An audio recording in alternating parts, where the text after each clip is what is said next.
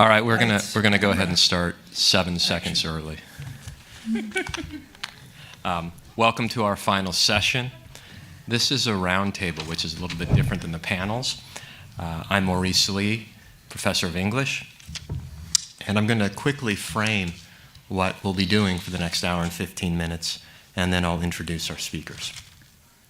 So our charge today as a roundtable seemed simple enough. We were supposed to attend all the panels and listen to all the discussions, and then formulate and synthesize some ideas in real time to try to wrap up what's been a very productive day of discussion and papers, I think. We won't tie up everything, of course. There's too much to talk about, but hopefully we'll bring some order and focus to what's happened today and point towards further discussion, which, of course, will include you all. So it seemed very easy at first, largely because we didn't have to write papers ahead of time. And so that sounded great, but while you were enjoying your cookies and brownies, we've been frantically working to organize our thoughts, put them in order. It's a little bit like being an undergraduate on the night before a paper's due. Law student. Yeah, exactly.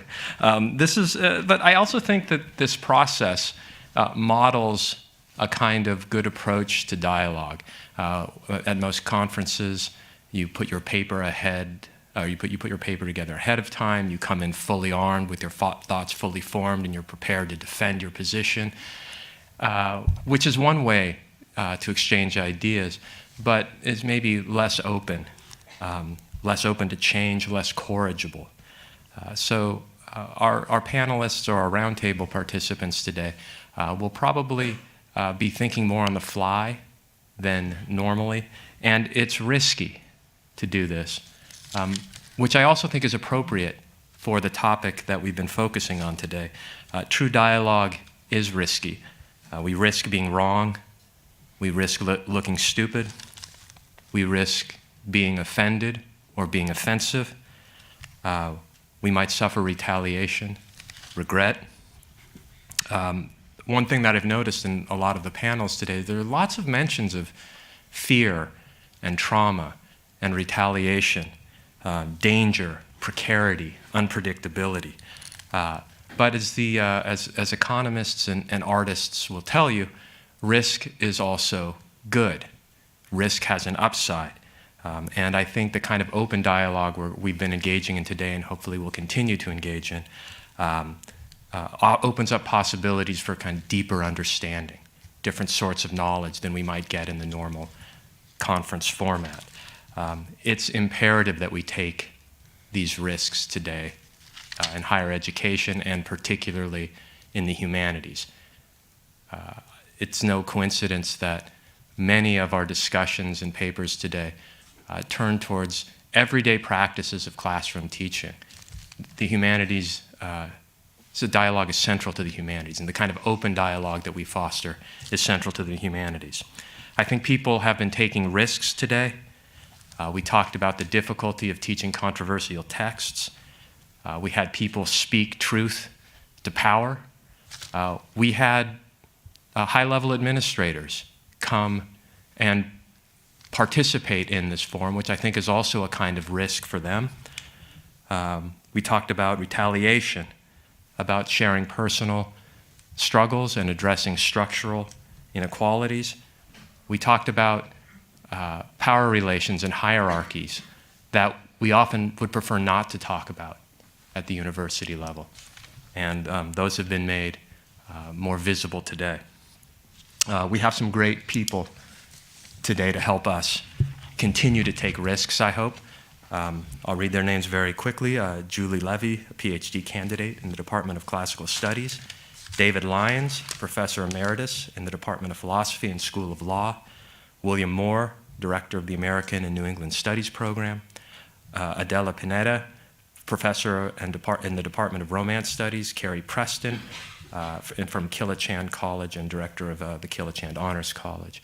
I'm going to turn it over to them, and as with our other forums or other panels today, we'll have lots of time for questions in the end.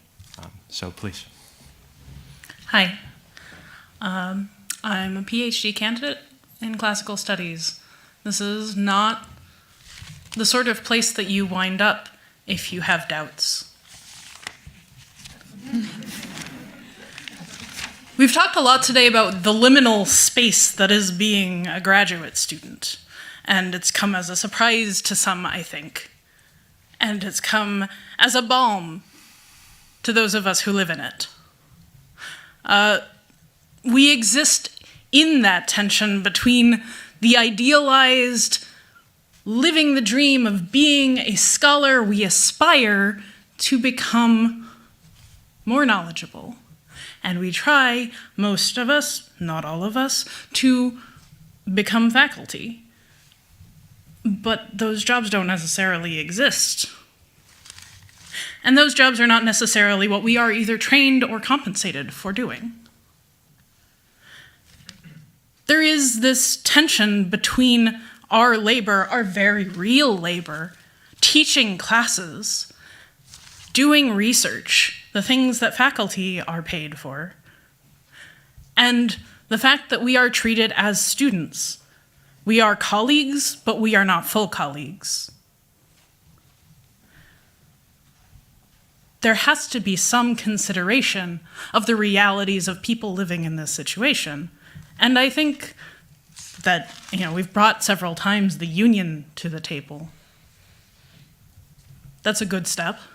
And that's not just for us. I'm glad that there's a union for adjuncts in the mix. And I'm saddened to hear about other marginalized groups within the university. Universities have, in a lot of ways, as was mentioned on the corporate panel, taken a lot of the wrong lessons from the corporate world. They have, and BU has in some cases, taken this idea that, we should be public-facing, getting our funding, we should be showing that we want diversity, that we want to adapt to the modern living conditions, want to adapt to the world, but we haven't really fully taken on the structures that are necessary to support that kind of thinking. There needs to be clarity, there needs to be structure for that. We need to reject simplicity and superficiality where it winds up hurting the people who are members of our university and our community. I have been told as a teacher that I should not be political. But any student of the classics should know that no text is apolitical.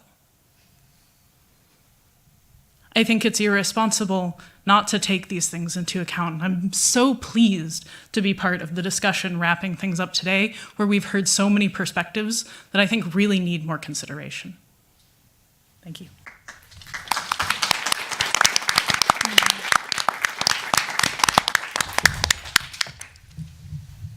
A couple of people have commented that the adjuncts haven't been represented so far.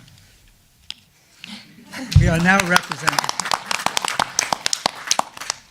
That will be my theme, the situation of adjuncts in the university. I'll start on a slightly different point. If you've been following the news, especially the labor news lately, you will know that about 45,000 General Motors employees are on strike. And one of the reasons they're striking is because they have a three-tier system in General Motors.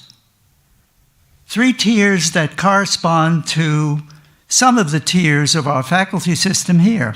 We have many more tiers than, of course, faculty, but even within the faculty. They have full-timers who are fully paid. They have a lower tier who are paid at lower rates. This was a concession that was made several years ago before General Motors got a $50 billion subsidy from the federal government and has been making billions of dollars a year. And they have a bunch of temporary workers who have very low wages and no benefits. Those 3 tiers correspond roughly to some of the tiers of the faculty.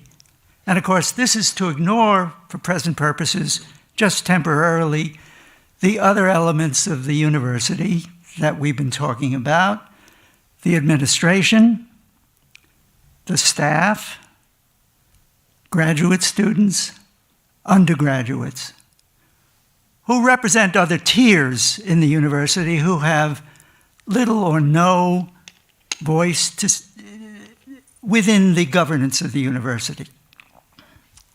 At BU, we can think of the tenured faculty as being a tier, the tenure track but not yet tenured faculty as being another tier, because they are much less, what's the word I'm looking for? Secure. Non-tenured, tenure track faculty are vulnerable. And then we have full-time contract faculty, one of whom was on the last panel, who are working under contract. 300 or so of them are now unionized, same local as the adjuncts are. And we have part-time faculty. Very low wages, no job security, generally speaking, with some exceptions, appointed on a semester basis,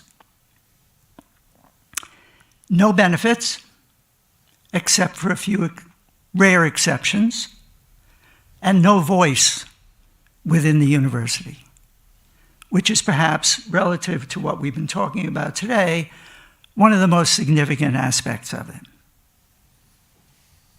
Without the union, they have had absolutely no leverage. Let me go back a step. I was a full-time faculty member at BU for 20 years, until 2015 when I formally retired. Before that, I was a full-time faculty member at Cornell University for 31 years.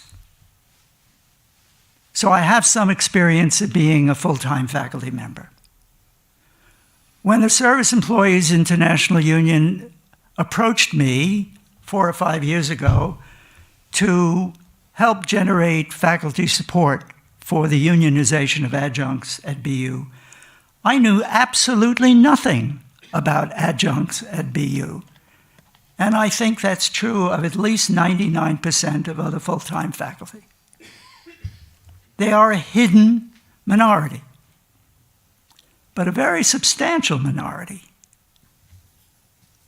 The bargaining unit, so-called, which now is represented by Local 509 of the Service Employees International Union, has almost 700 members, 25% of BU faculty. That's a pretty substantial body that has virtually no voice in the university. With rare exceptions, they have no offices, no standard place to meet with students. They are not paid for the time that they spend outside the classroom. And for the time they are in the classroom, they are paid poverty wages. Given the new minimums under the 3-year contract that recently expired, the best, if someone were being paid at the minimum level and was teaching a 4-credit course at that level and was teaching 3 courses a semester, be making $25,000 roughly. Very few adjuncts teach 3 courses a year. Most adjuncts teach 1 or 2 courses a year, I think it's fair to say. Some teach more. Some minority of the adjuncts have full-time jobs. That would be true, for example, in the law school. My guess is it's also true in the business school. It's not true in the College of Arts and Sciences, for example, or in the Met College, or in the College of General Studies.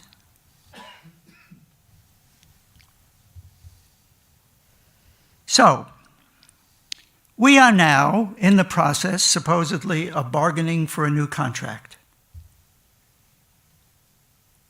The first unionization drive was successful, clearly I think it was something like a 2-to-1 vote on the part of the adjuncts. And we bargained successfully over a period of months 3 years ago, and we had a 3-year contract. We then, in anticipation of the expiration date of August 1st, prepared last year, beginning last fall, to canvass our members to determine what were most important items that they were concerned about and that we should place the highest priority in our bargaining. And we were prepared to initiate bargaining for a new contract last winter. And we tried to initiate it. Boston University refused. In fact, they held off scheduling bargaining sessions with us until August, after the contract had expired, and we agreed to a 1-month extension of the contract. We actually met twice during August. There were more meetings scheduled for August than those 2, but they were all canceled by Boston University. We agreed to another 1-month extension, and that was September. BU scheduled no bargaining sessions with us during that month. So we have a problem. We have extended the contract by mutual agreement another month. This won't go on forever.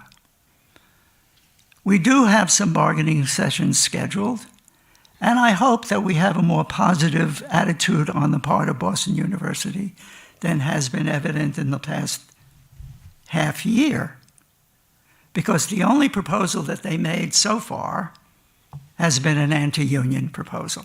I won't go into the details unless you ask me. I think I've taken enough time, so I'll stop here now. Thank you.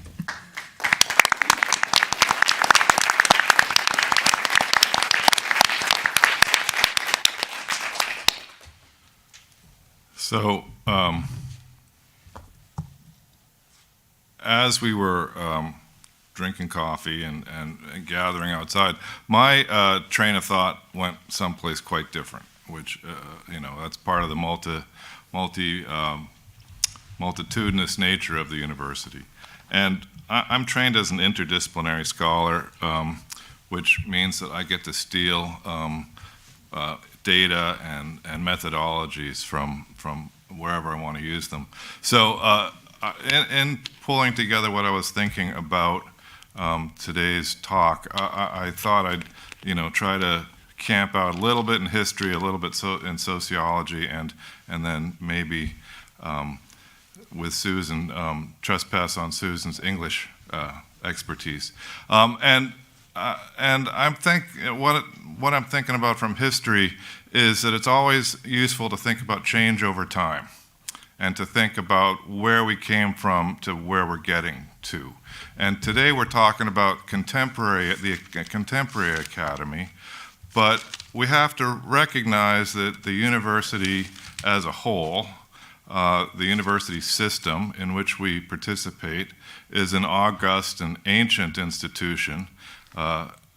Whenever we get up and dress up in our formal gear at the university, we wear these ridiculous outfits that look like Hogwarts because we want to do obeisance to the fact that we're ancient. And one of my department chairs used to love to say that the university predates capitalism, right? It's an essentially pre-modern institution.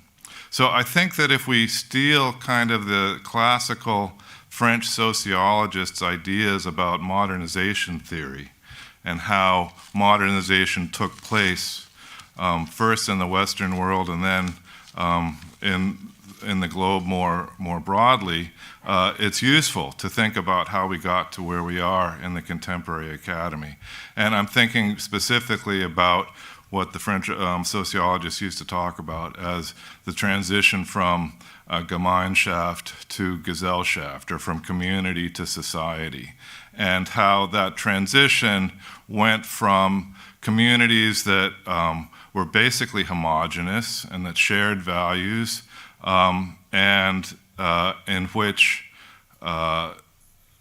discipline was enforced informally by the community through peer pressure or through shunning, to Gesellschaft, which is society, where you've got a heterogeneous community that does not share all the same values and that has to get along, and which has to have rules and agreements and a legal system to enforce discipline and proper behavior. And if we just go a little bit further to this, if we go back to the medieval universities, which of course we have romantic visions of them, but there's some that romance is based in some reality. It was, first of all Western Europeans, right? It was all males. And many of them were studying philosophy and theology, and they had that in common. And at the same time, the most important relationship in that university was between the instructor and the student, right? And it was that one-to-one teaching that brought people to the institution, and that mentorship which was important. And the teacher was given great authority over how they were supposed to teach, because nobody knew their field better than the instructor did. So through the whole modernization process, and I think these are things that we've been talking about throughout the day, how do we impose modernization upon this ancient pre-modern institution that's based upon the relationship between the instructor and the student, right? And now we're dealing with issues of equity and equality and individualism, which comes out of the Enlightenment, right? We've talked about how do we accommodate the ancient university to capitalism, and then even more to corporatism and bureaucratic control of the capitalist system. We've talked about governmental regulation and the importance of making sure that the relationship between the student and the instructor can be regulated by other groups that are passing laws. We've talked about how the university system, which was originally about theology and worldview and maybe languages, has now become job training and instrumentalism. And over again, we've talked about policies that are constraining individuals for the good of the entire corporation, but also for the good of the individuals, even though these policies may go against what the instructor thinks is in the best interest of the student. And that's possibly because it's protecting the student from the instructor. And I think that we've, there have been resonances of this bubbling up in our conversation already. I don't think I made this up completely. Going all the way back to Susan talking about how Huck and Jim going down the raft, you can see Huck as the student and Jim as the instructor, keep running into the Duke and the King, right? So these symbols of the pre-modern, of the nobility and the hierarchy that Huck and Jim are trying to reject. But we've also heard Peter Schwartz talking about moving from John Silber to the post-Silber administration as going from feudalism to a rights-based self-government, right? So again, how do we have, as a university, make sure that people are involved and have the ability to participate? And we've heard Kimber talking about how graduate students are supposed to be going through an apprenticeship. And again, apprenticeship is a pre-modern kind of economic structure. So I think what I'm moving towards is that what we're talking about today and what we're troubled by and what we're trying to figure out is how to take the best aspects of the august and ancient institution that we're involved in, which is about exploring the world and understanding ourselves better and understanding the world around us better, while also throwing out and doing away with the parts that are problematic and somehow trying to fit it into this modern context, which I think we can all agree with. Provost Williams talked about how diversity creates a better product. And so bringing diversity into the university, making sure that it's not just male, that it's not just white, that it's got people of all economic classes involved is going to make it a better university. But in doing that, it's a process of conflict and growing until we get there. So that's what I've been thinking about today.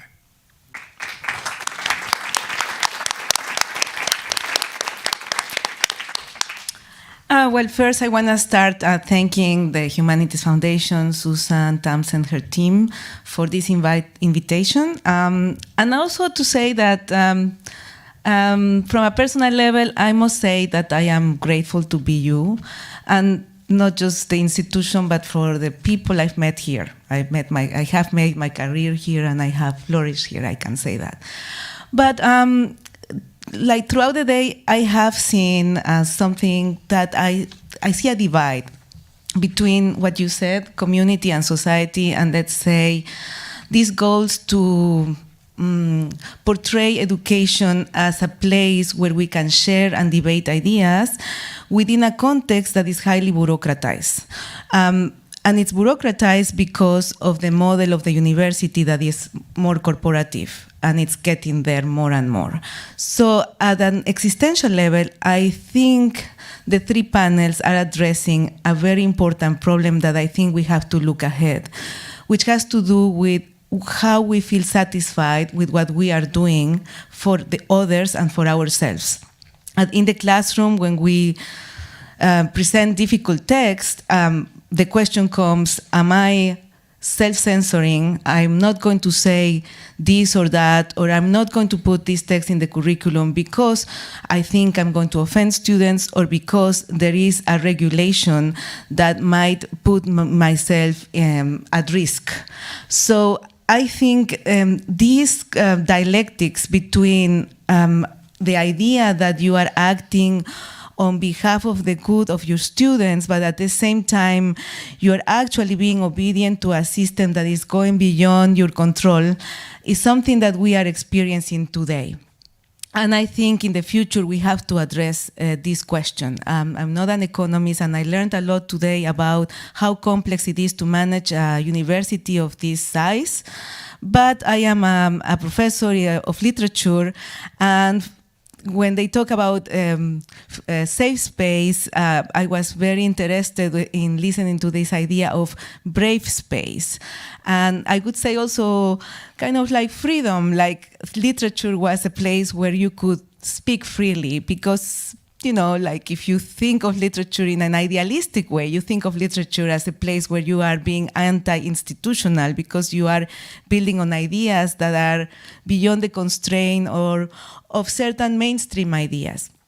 And this you can convey to students or colleagues within the frame of ideas. And I value that because this is the way I became a literary scholar.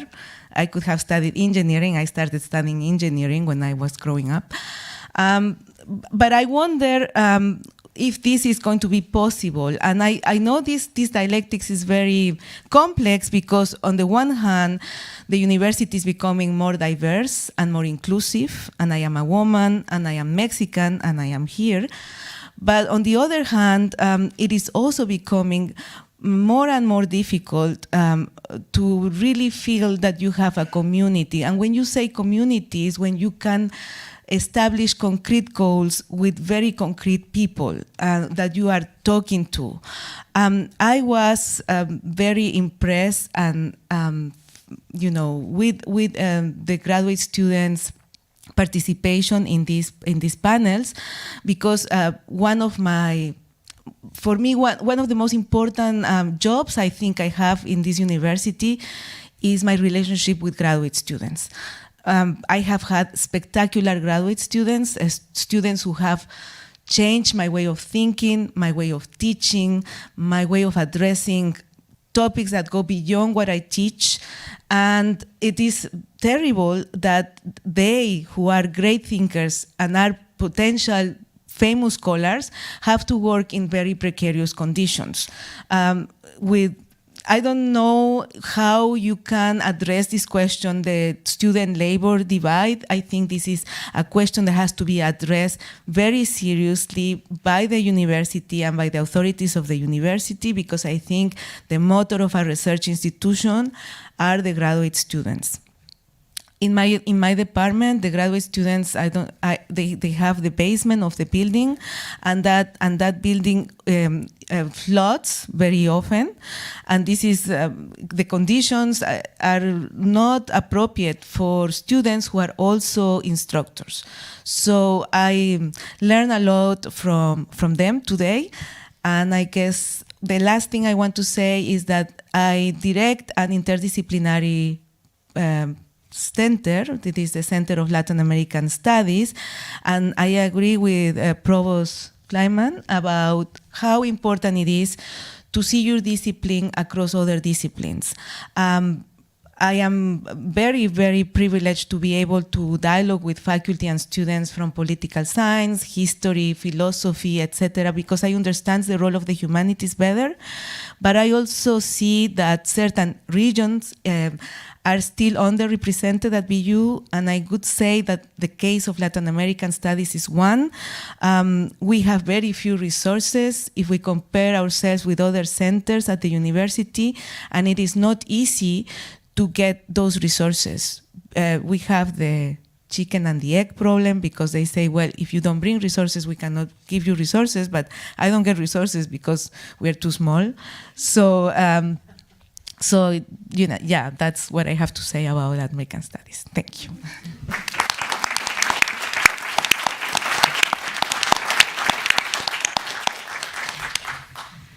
So I have a very strong impulse to reintroduce myself. When my esteemed colleague in the English department, Mo over here, introduced me as being from Kilachand Honors College, I realized with some alarm that I represent the administrator position on this panel. And so I wanted to reintroduce myself as a professor in the English department in the Women's Gender and Sexuality Studies program. But I think it's actually really important that we think across those divides, my own divided identity, which Daniel Kleinman spoke to earlier. And thinking to the title of this whole day, Can We Talk? ? I think the answer is very clearly yes, in capital letters, followed by a big but. We have a lot of work to do. I believe if we can't talk about something, we can't figure out a way to solve that problem. So I've been particularly excited to hear and surprised to hear from staff and graduate students. And I think it's to the brilliance of the organizers, Susan, Tamsin, everyone, that you brought this group together, because I'm much more familiar with the divide that I'm straddling as a faculty member and an administrator. And I think it was really, really important that we heard from graduate students and staff members today. So that's part of the but. I also wanted to go back to the morning session, because I thought today would be much more about the tension. I should also introduce myself as being on the free speech task force. On the other side, Brother Larry is on the implementation side, and I'm on the policy side, although I understand we're coming together here towards the end of our work. And we've been talking in that task force about the real challenge of how do we protect free speech and also build an environment in which everyone feels free to speak. That's the great tension. I thought we would be there more today, and I'm pleased that my expectations were actually both affirmed, because we were talking at that level, and then we were talking much more about our own institution and how free speech and community and the safety of our students is actually very much related to how faculty feel together about their own positions, and administrators and staff and graduate students. So that's been surprising and I think really important. I wanted to go back to what Takeo and Crystal were saying in our very first session this morning about how we can think of students as co-producers of knowledge, and extend that to, of course, our graduate students straddling the divide between worker and student, also staff members. And one thing that I've been wondering is if we haven't, as faculty and administrators, the two hats that I think I'm wearing on this panel, if we haven't in some ways exaggerated those tensions, if maybe the faculty, administrators, and staff are a little more worried than the students are, even though students are so often characterized as snowflakes or educated sheep or complainers or whiners, I'm not finding that, even though that language is out there. And I want to give you an example that I think illustrates very well what Daniel Kleinman said earlier, and that I think has been happening all day today, which is probably a bad quote, excuse me, Daniel, that we need to see our shared world from the perspective of the other. And I think this is the great value of the humanities, and what I've been watching my students do in my classes in really powerful ways, and also outside of my classes. So I want to give you one quick story. Last week at a conference on forced displacement, generously supported by the BU Center for Humanities, by the way, we staged a reading of a Palestinian Chilean playwright's work called A Stone's Throw. And in it, you hear a monologue from an imprisoned Palestinian stone thrower, a young boy, and the experience of being in prison. And when I presented to the staff at Kilachand Honors College that we were going to do this event, they asked me if we needed police there. And I said, no. How could we need police at this reading? And that was very sad to me that this concern would come up. But I was actually a little bit worried. And what happened at the end of this play was remarkable. A student asked, and this was such a brave question, a student asked, what's going on in Palestine? And everyone was sort of like, oh boy, where do we start? The playwright who was there and one of the readers started in a really interesting place, and I think very important place, with settler colonialism and apartheid, and told that story of Palestine. And another student raised his hand and said, I understand all of that, but my Jewish father would start in 1948 and the Holocaust. And the playwright said, well, yes, and my Israeli family members who are settlers would start here with this story. And it was an amazing moment where this conversation, I mean, it was the conversation everyone was worried about. And it's actually the conversation that Takeo was talking about earlier as being afraid to have before tenure. We seem not able to talk about that and feel safe. The conversation went on with the audience, students, and the playwright and the participants in this reading taking different positions, not necessarily their own, taking different perspectives on this terrible conflict. And it did not devolve into fighting at all. They continued to talk through it. We certainly didn't need police officers there. And it was a moment where I saw the power of humanistic inquiry, of pushing us outside, maybe also of theater, of pushing us outside of our own perspective and seeing things from another perspective. And it gave me the most hope about the Israeli-Palestinian conflict that I've had in a really, really long time, because I saw these students engaging with different perspectives and talking across these divides. And as I watched the panels here today, I felt like that was actually happening in some ways. We were listening to each other. We were recognizing the positions of the others, recognizing the way we straddle positions. And so I hope that we can continue to do that at all levels that we find ourselves in the university, and that we can also trust our students that they're able to do that, because they certainly showed my staff and myself that was possible in that event. Thank you.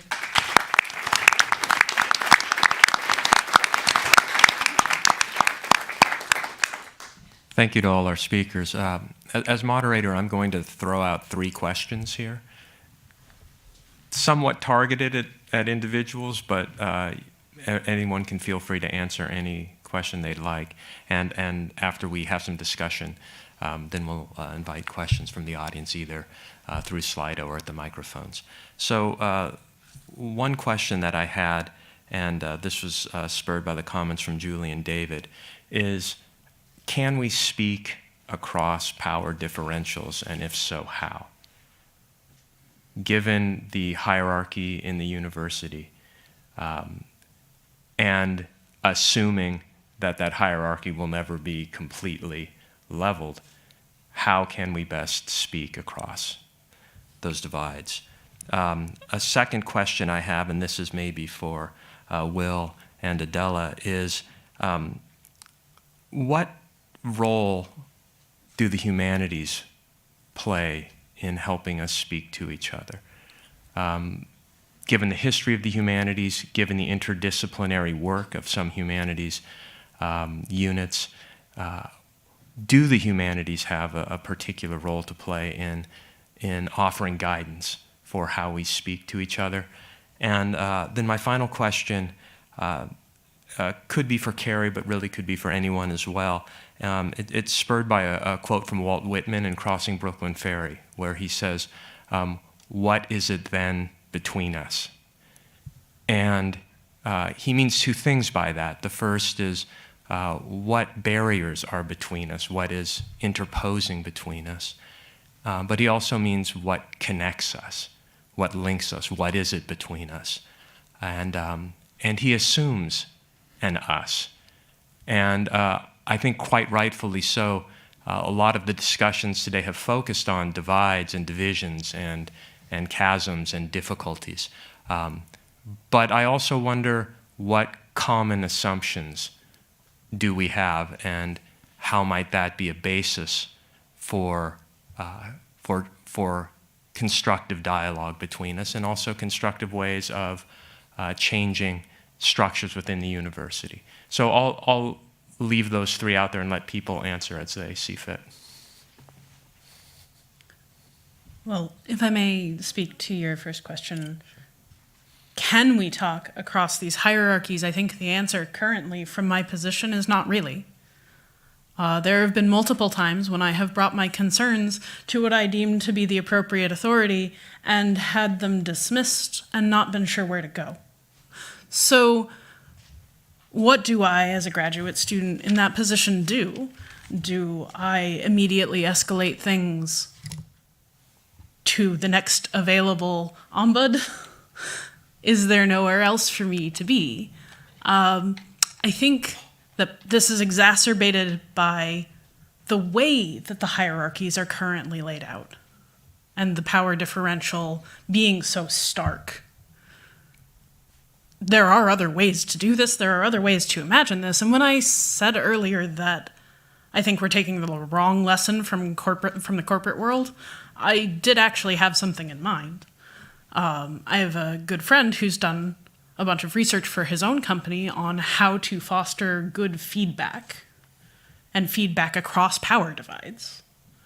And there are already methods out there that we could be using. The end-of-year review, for example, has been found to be inefficient. Reviews of that nature don't really tell us what we want to know.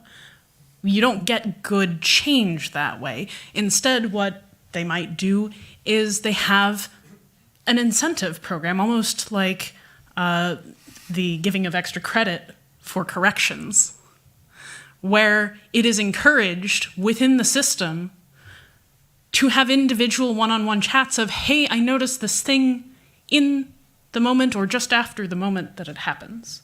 Can we talk about it right now? You know, these things exist and we don't have to make them up. About the first question and then about the second one, I think, like, from a Marxist point of view, I don't think you can. From the perspective of the capitalist system, where our university and in general our Western societies work, I would say that it's very important to see what are the goals of the university, the mission of the university, and I think that the question was asked by a graduate student to the provost, and the provost mentioned the strategic plan and a committee, but did not go really in depth about this question. And I think that question is very important because when you are fundraising and you have this great success, it has been a great success for the university, but for the small goals or missions that the many constituencies within the university, if you don't see the benefits and how your small goals tied up with the big mission of the university, then maybe you cannot talk. And I believe that you can convince the higher, the people who are leading the university of why you are important within those goals if you have a clear idea. And I think that sometimes when the bureaucracy grows, you don't. And then you are part of a system like a small chain and you don't really know the big. And I think this is a common frustration in general. I don't know about if you're gonna, yeah. Done? Yeah. So one of the unacknowledged legacies of the early university that I think we continue to carry the baggage of, and that doesn't really work in the Marxist breakdown between worker and capitalist or worker and manager, is the idea of the vocation, right? That you do what you do as a calling, and that the university is a place for people with a calling, and that goes hand in hand with monasticism and impoverishment, right? That we're all supposed to be sleeping on hard beds and eating crusts of bread and water, and if we're lucky, it's gotten moldy and we get psychedelic dreams out of it, right? But that idea that we do what we do because it's a calling and because we don't have any other choice leads to the impoverished wages that we're all complaining about. And that there's the idea that, if you are a successful novitiate, you'll become a full member of the order, which also comes out of monasticism, too strongly continues to structure our understanding of the graduate education that goes along with also the apprenticeship idea, that you're a journeyman. I mean, you're an apprentice until you become a journeyman and you've got complete control of your craft, and then you become a master craftsman. So these are all the kinds of structures that are embedded within the university system that need to be reformed and do not necessarily work in the modern world. And that we have now a new vision of the university as being something else than it was, but we still have this baggage left over. I'll take a crack. Sure. I'm kind of pessimistic, frankly. In order for there to be effective, useful communication across the divides that we've been talking about, we're dependent upon those with the upper hand having goodwill, a prudent conception of what the long-range interests are of the university, and respect for others. And that is very often lacking. We find it now in our own experience. Many people in the university, I think, are of unusual character. Many people in the university, for example, could make a lot more money if they were doing other kinds of work.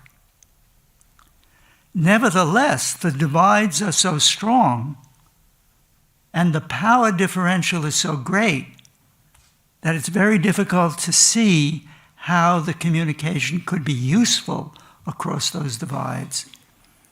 We have found some help ourselves, that is the adjuncts, for example, and the full-time non-tenure track faculty, in resorting to unions. If you have a good union, you're well represented, and you have a certain amount of leverage. But that's not available, for example, in private universities, according to quirks in American law, for faculty with respect to the administration. Staff, however, are in another situation. And they might be able to gain more leverage if they were unionized. I'll just finish with one anecdote, semi-anecdote. I was a department chair at Cornell for 7 years. It was a good department in many ways. It was very democratically run. When I was chair of the department, I felt I was one among equals. But it was democratic in the sense in which Athens was democratic. You had a democracy of those who were in charge. That is, within the department, not within the university at large. And the most difficult problems, and the most difficult to resolve problems that I had to deal with during those 7 years, was the relationship between the faculty and the staff. The faculty simply were not considerate. They did not respect staff. And these were good people, generally speaking. But they didn't know how to function within a multi-tiered situation. So I am a little pessimistic. I'd love to have answers to that question that were more satisfying. So what is it then between us? I think it's what we've been talking about, but I would just reframe it, at the negative part, as being, in fact, a class system that we don't really often acknowledge as such outside of a forum like this. And even then, it's much more complicated than, I mean, it's not working class has come up, privileged class. It's more complicated than that because it has deep within it a hierarchy of esteem, or the ability that David is talking about to acknowledge the labor when it's different from faculty labor, and how important it is, and how all the things that the staff members on the panels have revealed. So it's a very complicated class system, and I think in the US we like to think of ourselves as a classless society, and I think the university has embraced that even more than beyond, even as we study class all the time, even as we teach about class in our classrooms. I think we ignore the unique class system at the university. But what is it then between us, beyond the divide? What brings us together? Why, for example, do we work here when some of us, not me, I don't think, but when some of us could make more money elsewhere?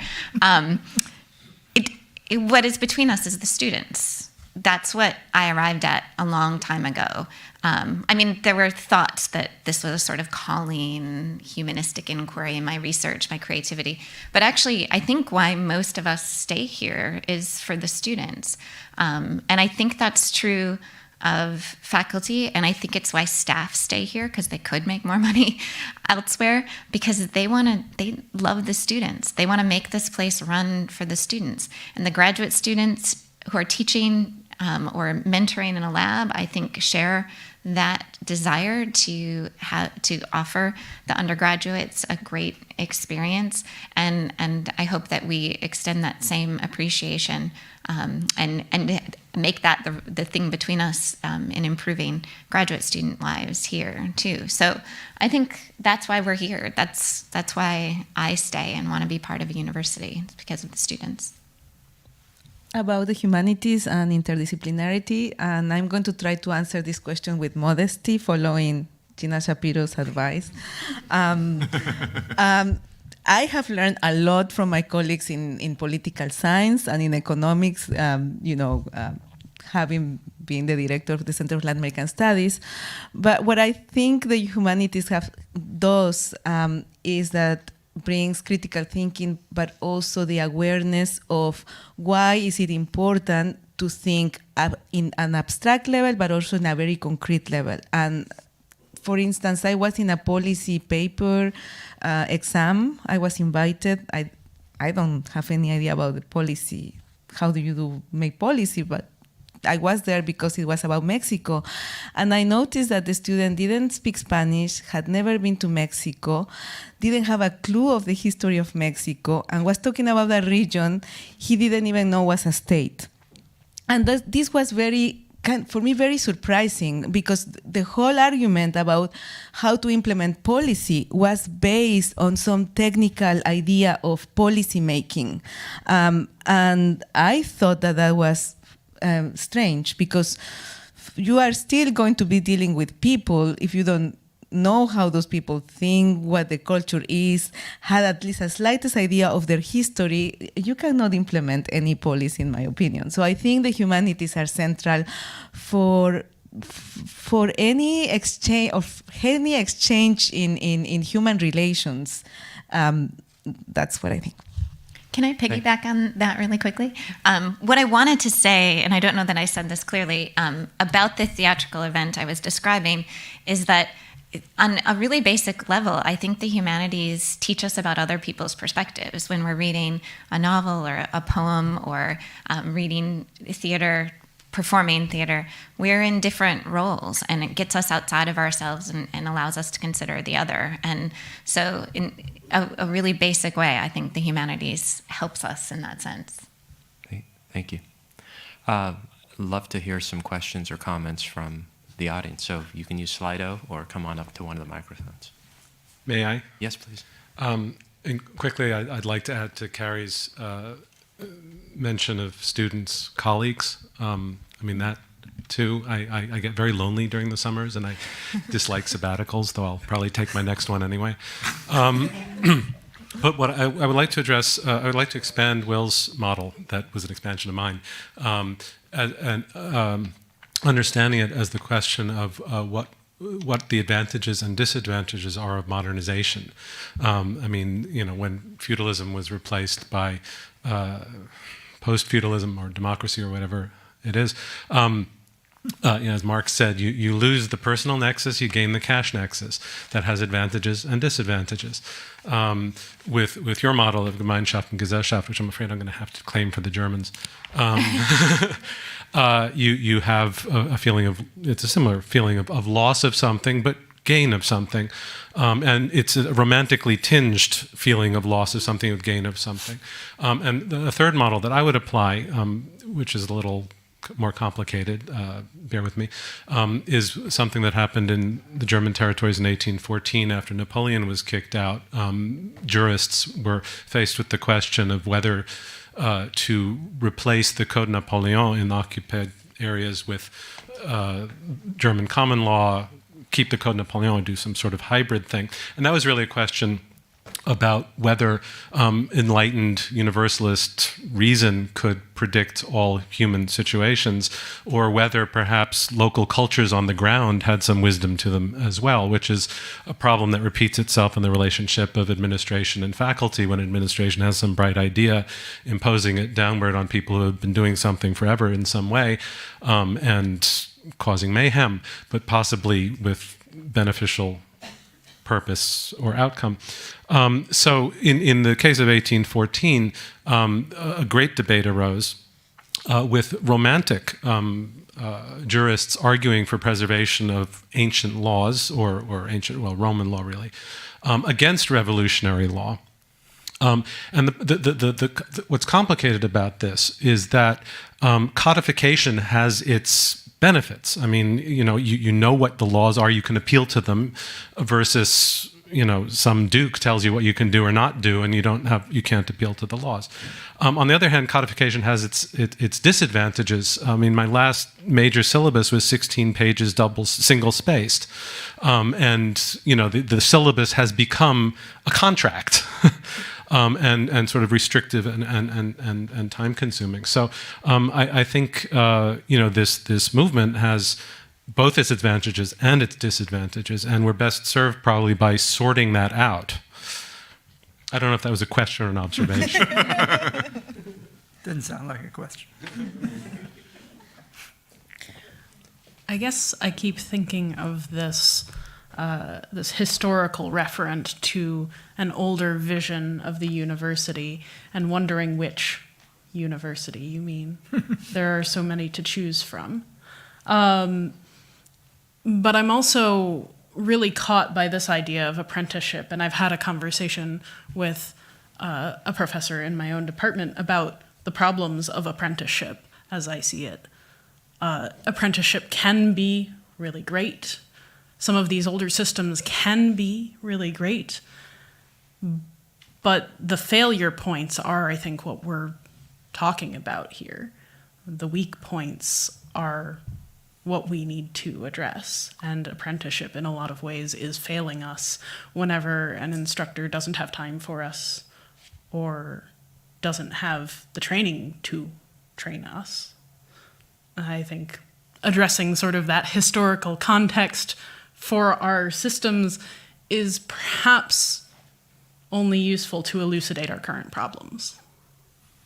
Right, I was not saying that I had an answer. You know, academics are not supposed to come up with answers. Academics are just supposed to talk around the problem. It's a human. I would like an answer to how I'm supposed to live on a grad student wage. That would be nice. You're not going to get it today. So apprenticeship does fail. There are failures, and I feel that very intensely. I feel it particularly intensely when something happens and one of the doctoral students in my program has to withdraw for one reason or another. You know, and I always hope it's not because of a failure of mentorship or apprenticeship. Human systems do fail, and codification works towards that. But even when you have things codified, things fail. And we've been talking throughout the day about remuneration, or how people get paid for the work that they do, and incentive systems. And one of the terrible things, I think, is that kind of mentorship and apprenticeship is not one of the things that gets codified into the incentive system, right? And as Carrie said, I think most of the faculty are here for the students, but sometimes the way BU is structured, the students fall out of the equation because that's not what the priority for the financial remuneration is. And I wish there was a way we could figure out to solve that. You want to go first? Jeffrey? Yeah. No? Yes. What can we do when we can't talk, or when talk is only beginning? I want to offer two suggestions and invite panelists and others to come up with partial strategies. One is finding locations of creativity, I would argue, and another is awareness of the silences caused by denials and defeats. In terms of locations of creativity, I would like to suggest and even urge tenured faculty to experiment with the possibility of saying no to things that we might think are less valuable or important, so as to make space for creating activities that we do think are valuable and important. Now, that's a delicate balancing act, but I think there is some power in having tenure, even if, as we've also said, there are vulnerabilities. So I want to suggest that. And the other is, in terms of denials and who cannot speak, there's a very, and I mentioned this a bit before, but wanted to put it on the table, there's a very courageous junior faculty woman who went out of her way to document gender pay disparities in her department and made addressing those in a systemic way part of a retention package for a job that she was offered subsequently. Well, she's leaving because the answer was no. There will be no systemic addressing. So what I want to point out is that the person most willing to take on power is leaving. And institutions of power do have the capacity to encourage people to leave, and I think we need to listen for the silences either of people who leave or people who have been made to be quiet. And I think I mean those not as metaphorical ideas, but as concrete strategies, and want to encourage other thoughts about concrete strategies.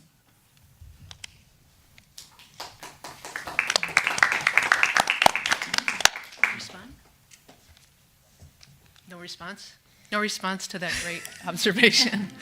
I actually am preempting my 5 o'clock remarks, and I was thinking maybe we could just keep going if people have more questions. But I wanted to respond right away to Carrie's point and also to Will's, because it struck me, I wanted to build on Carrie's observation that a humanities perspective provides access to other people's points of view, and it seems to me that that's exactly what this exercise today has been. That what we've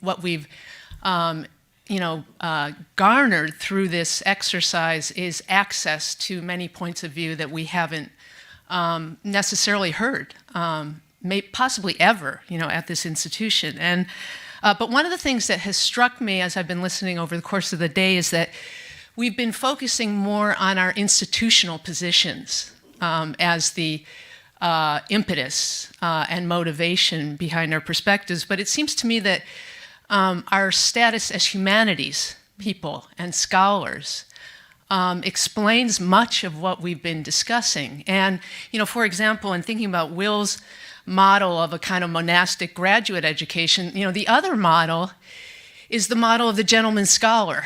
And the idea, from the 40s and the 50s, the pre-GI Bill era was that you didn't have to pay graduate students, high wages or salaries or anything because they were all wealthy. And I think one of the fears that I've heard people express in today's university is that we may be entering, an era when only elites are able to major in humanities and pursue doctorates in the humanities because it's simply not a livable wage. And more importantly, I still think that one of the big issues behind this strong sense of really, it seems to me almost tragic the way people were the expressions of concern about their status as graduate students today. I think that was the most striking thing, and it's what I'm hearing most from people about sort of in the aftermath of our panels, just being struck by how wounded and undefended our graduate students feel. And, it does seem to me that one of the big issues underlying this is the fact that, the idea of an apprenticeship or a vocation really is evaporating. The larger world is not, there's been, almost an absolute inversion of tenure track jobs, versus adjuncts. What is it, 75% to 25% now? It used to be, when I was coming out of graduate school, 25% of the jobs were adjunct and 75% were tenure track.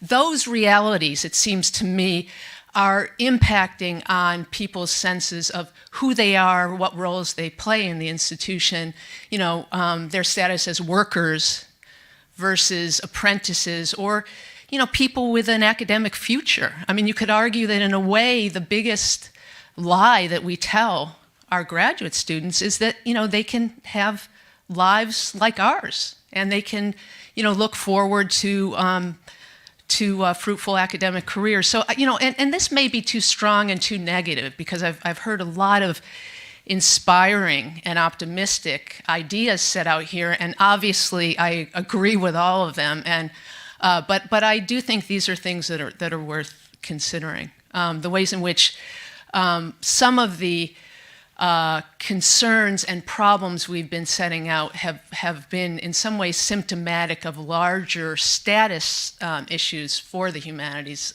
Even the issue, I would say, of diversity that came up in the first panel.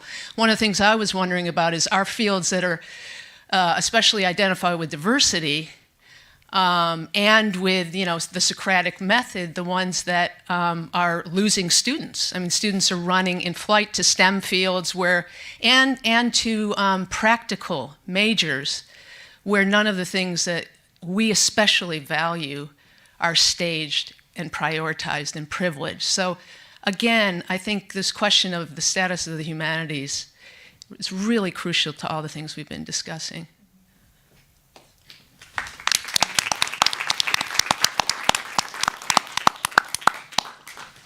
I have 2 anecdotes that I want to share in response to that. The first is about the coming into the humanities.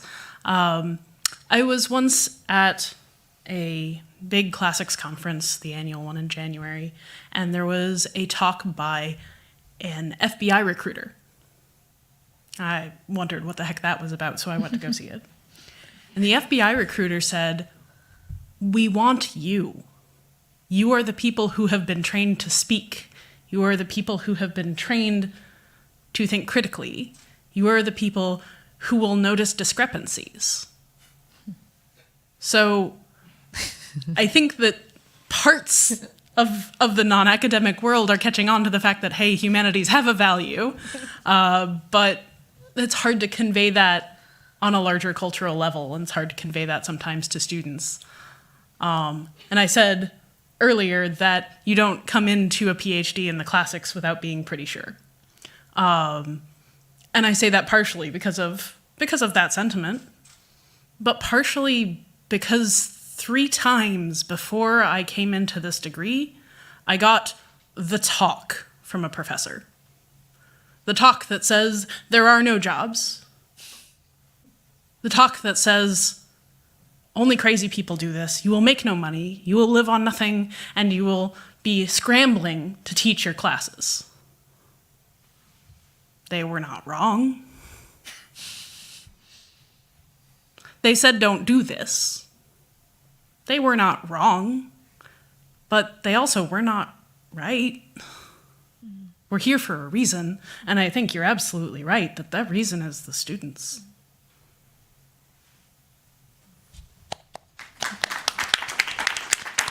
So I've got,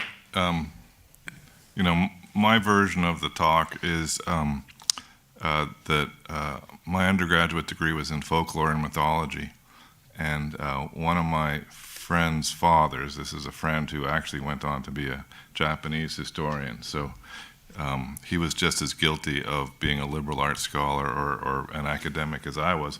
But this father, every time I saw him, he would ask me about mythical zoology and how I was going to make a living with a degree in mythical zoology. I mean, he just thought it was his laugh line every time I ran into him.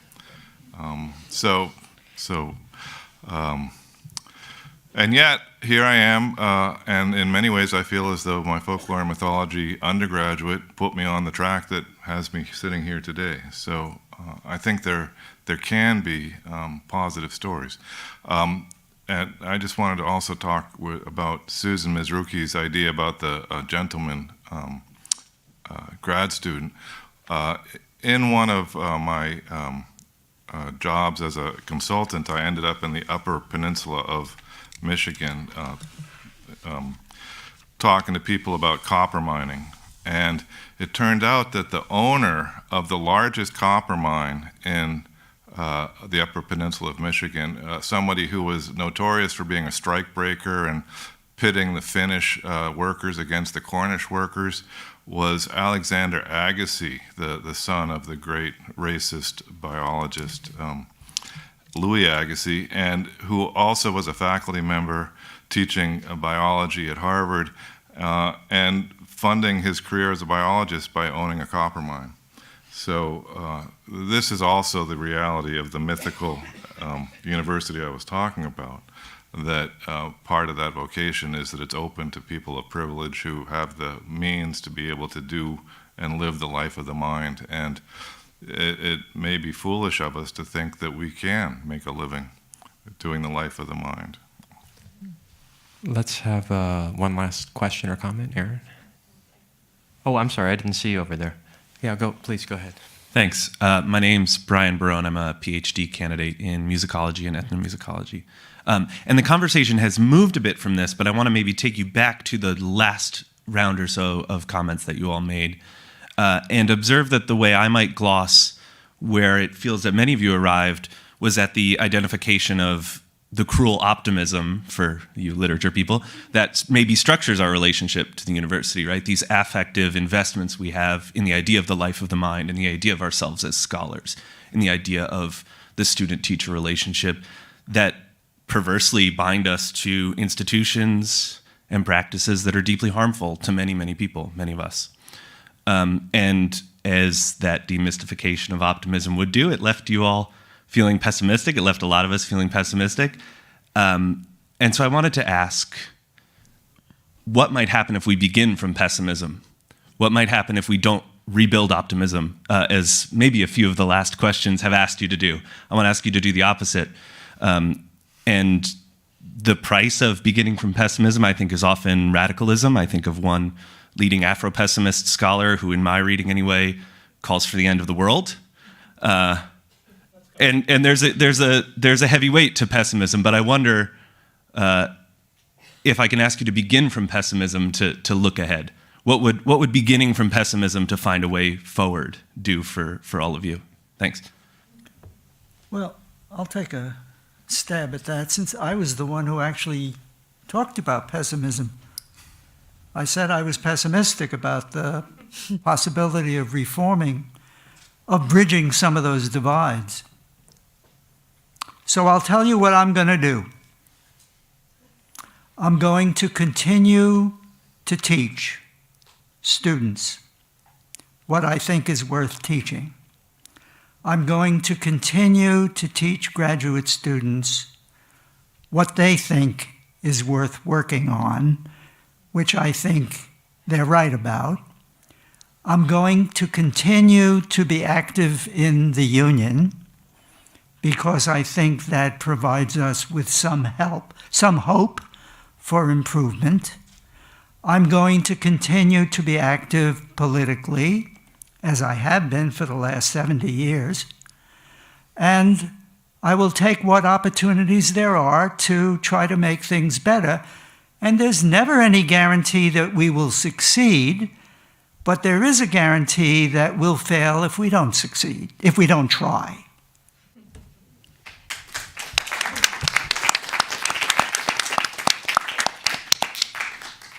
So my colleagues are going to laugh. I've never been accused of being a pessimist in my life, so this is really interesting. But I also, if I'm starting from the pessimist position, I end up back at an optimistic position again. But if I'm starting from there, there's no place else outside of here I'd rather be. You know, I have a partner who works in business. That is not a place that I want to be at all. Like Adela, I feel like I have flourished here, and I'm very, very invested in this institution, and I believe in the power of education, and so that's the optimist side. But the pessimist side is that there's no place else for us in some way. I want to be here. Don't want to go anywhere else. Since Susan has ceded her closing remarks, is that correct, Susan? I was going to say something about please go ahead, Adela. Yeah. I think I'm going to go with Jeff with building creative spaces of communication, and I think the day has 12 hours, then 12 hours we sleep, and most of the day we do things we don't want to do. But I think that the hours we invest in reading a text you love, in teaching a class you love, and in engaging with a student who actually kind of like gave you a great, sharp, new perspective of what you're doing, it has the meaning of why you are doing this. And I think if we assume that we are going to start with the precariousness of the humanities within today's society, maybe that's a good start, because precisely because the humanities are precarious right now is because we can struggle and we can like fight for them. So I think that's where we should stand. Shall I say one more thing? Go right ahead. I just want to disagree with the idea that there's no other place. Before I got my college degree, I worked in industry. I also studied engineering, which I liked very much. And I don't think I would have been unhappy if I had been an engineer. I also became a machinist. I became a skilled machinist. And I liked that work very much. In the particular job that I left, that is the last job I had as a machinist, I worked with crews of people. And I liked working with crews of people cooperating together. And I realized when I gave up that work that I was giving something up that I probably would not have again if I became an academic. I also worked in an engineering department as a design draftsman. I designed structures that I saw built and that stayed up. It was very rewarding work. I worked with other good engineers. There are a lot of things that we can do that are very rewarding. Academia is not the only thing. I'm not prepared to leave academia. I don't see any reason to, in fact, I'm too old to leave academia. But there are other things to do. However, we shouldn't draw students into academia with the false assurance that they're going to be employed in it. If they're determined to do it, regardless, that's another story. And then we should nurture them.